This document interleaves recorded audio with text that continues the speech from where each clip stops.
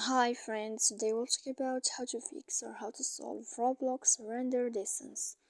To know how to fix or how to solve a Roblox render distance, you should just go to settings. Here in this page, you click on apps, default apps, app settings. When you'll find this page, you will search about this window of Roblox.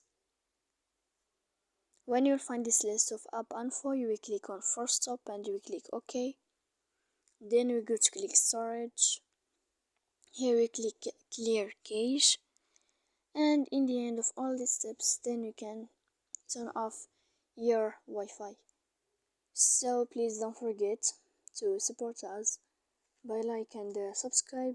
See you next time in another video, and thank you for your attention and your watching. Goodbye.